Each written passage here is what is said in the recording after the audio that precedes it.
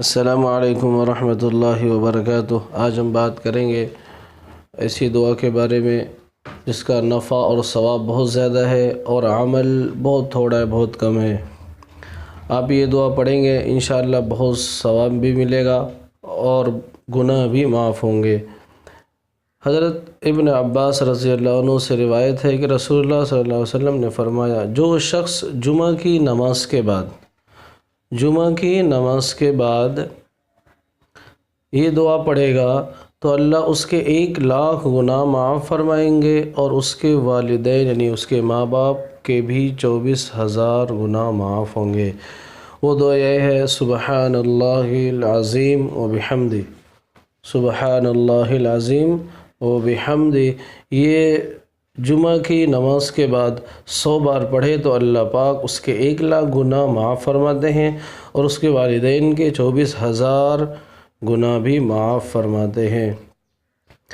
تو یہ چھوٹا سا عمل ہے، آپ انشاءاللہ ہر جمعہ کو کیا کریں، بہت زیادہ ثواب ملے گا اور عمل بھی تھوڑا ہے اور ثواب بھی بہت زیادہ ہے۔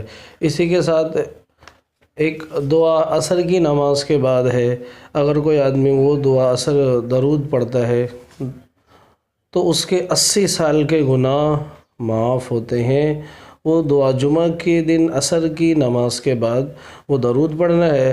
حضرت ابو ہریرہ رضی اللہ عنہ کی حدیث میں یہ نقل کیا گیا ہے کہ جو شخص جمعہ کے دن عصر کی نماز کے بعد اپنی جگہ سے اٹھنے سے پہلے 80 مرتبہ یہ درود پڑھے گا، اللہم صلی علی محمد النبی الامی وعلی آلہ وسلم تسلیما، تو اس کے 80 سال کے گناہ معاف ہوں گے اور 80 سال کی عبادت کا ثواب اس کے لیے لکھا جائے گا۔